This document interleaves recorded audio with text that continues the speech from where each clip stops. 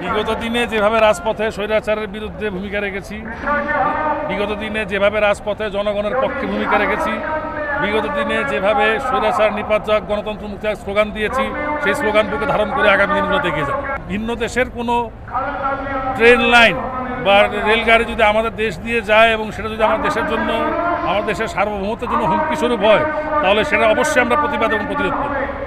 আমার কাছে শুনে নিথুন বাবুর কথাটা ভাই, রেলগাড়ির যে ষড়যন্ত্র, আমাদের একটা রেলগাড়ি লাইন তৈরি হবে এই সরকারকে উৎখাত করার জন্য, এই রেলগাড়িতে করেই পাঠিয়ে দেওয়া হবে পরবর্তী দেশে, যে দেশ থেকে ওরা মনে করছে এই রেলগাড়ি ঢুকে আমাদেরকে বন্ধ করবে।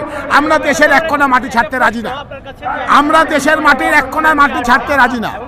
আপনাদের দৃষ্টিতে মনে হচ্ছে যে আমরা আন্দোলন করে যাচ্ছি, কিন্তু আন্দোলনের সফলতা আসছে না, কিন্তু আন্দোলন ধীরে ধীরে আগে বাড়ছে।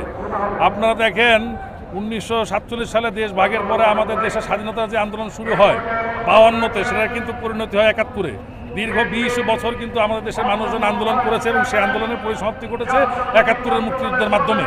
আমরা বিগত দিনে বাংলাদেশ স্বাধীন হওয়ার পরে স্বৈরাচারের বিরুদ্ধে যে আন্দোলন করেছি, 10 বছর আন্দোলনের পরে সেটা পরিসমাপ্তি ঘটেছে, জনগণের বিজয় হয়েছে। তো এই আন্দোলন সময় হয়তো লাগছে, কিন্তু আন্দোলন কোনোটা পিছা যায় না, কোনো আন্দোলন বিফলে যায় না। জনগণের আন্দোলন সফলতা আসবেই, আনবেই ইনশাআল্লাহ। সরকারি পরিসংখ্যানে যত যাই বলুক, নির্বাচন কমিশন ঘুম থেকে উঠে যাই বলুক, এটা তাদের অন্যান্য ব্যাপার, কিন্তু আমরা যেটা অরিজিনাল খবর সেটা হচ্ছে যে মাত্র 5 থেকে 7% ভোট পড়ছে, যেটাতে অনেক সময় অনেক জায়গায় জামানত বাজেয়াপ্ত হয়।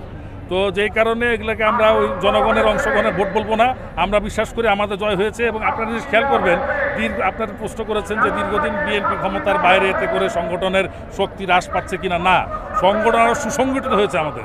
আমরা রাজপথে আন্দোলন করতে করতে এখন আমরা ইস্পাত কঠিন হয়েছি।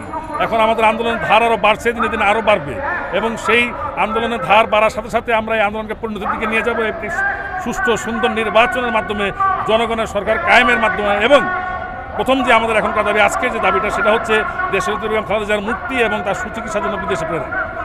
প্রধানমন্ত্রী আছেন, উনি মাননীয় প্রধানমন্ত্রী, কিন্তু সমস্ত জনগণের প্রতি তার একটা সম্মান রেখে কথা বলা উচিত।